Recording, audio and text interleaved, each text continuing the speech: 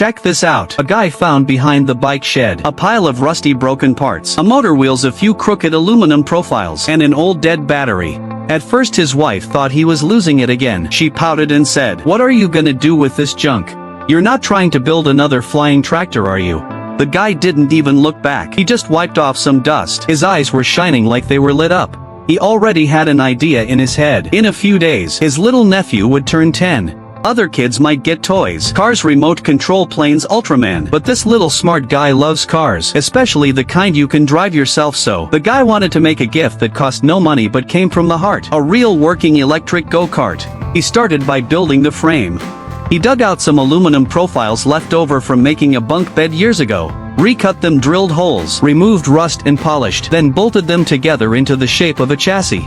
He measured every joint over and over, and reinforced them with L-shaped corner brackets. The whole floor and support relied on this frame. The front section had space left for the steering system, and the back section was the compartment for the power unit. A neighbor saw him messing around in the yard, came over and asked, "What are you making, a drying rack?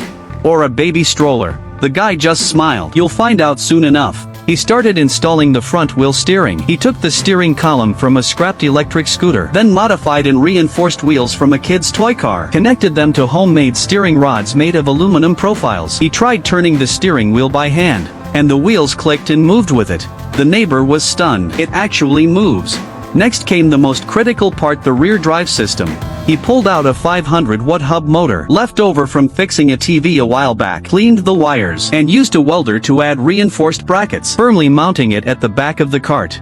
The left and right bearings were installed symmetrically. Then he attached two solid little tires. Once the axles were welded on, the heart of the whole vehicle started beating. Now it had a powertrain, but it also needed blood flow.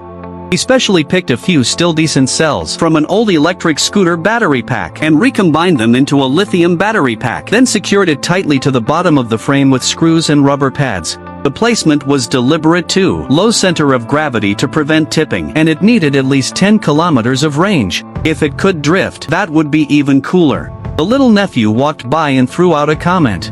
The guy heard it, smiled, rubbed his nose and said nothing. That night, he quietly added an electronic brake system to the rear wheels with independent left and right control. Someone who knew what they were doing could pull off a zero-turn spin. Next came the cockpit. The steering wheel was a second-hand one, the same kind used in real race cars. The seat was homemade from foam and PVC board. It looked basic, but sitting in it was pretty comfortable. He added rubber pedals, wired them to the accelerator and electronic brake. Every wire was color-coded, neatly tied with zip ties, and fed into protective tubing. It was more professional than an electrician. By this point, the whole cart had taken shape. The final step was powering it up for a test. He called his wife over. "Didn't you call this scrap metal? Come look." He flipped the switch. The motor hummed softly. He turned the steering wheel, and the wheels moved. He lightly pressed the gas, and the go-kart smoothly rolled out. Even made a few turns in the yard. His wife was totally stunned. "I was too quick to call you crazy the other day. You actually pulled it off." She started filming a video and sent it to the family. The likes kept climbing. Someone commented, "No wonder they say the real masters are among the people." Another netizen joked, "For your kid's birthday gift this year, I think even Ultraman would have to step aside." That night, the guy hid the cart in the shed and quietly wrapped it in birthday gift wrap. On his birthday, the first thing the little nephew did when he opened his eyes was tear open the gift. He ripped off the wrapping paper, and a real silver and black cart sat right in front of him.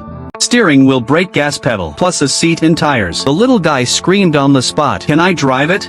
The guy nodded. The kid hopped on with a thump thump thump, stepped on the gas. V-room. The go-kart smoothly rolled forward 5 meters, turned and drifted without a hitch. The whole yard went wild. If this little cart moves you too, don't forget to hit like, leave a comment. You're single, that's awesome. Is the fuel that keeps him making cool stuff?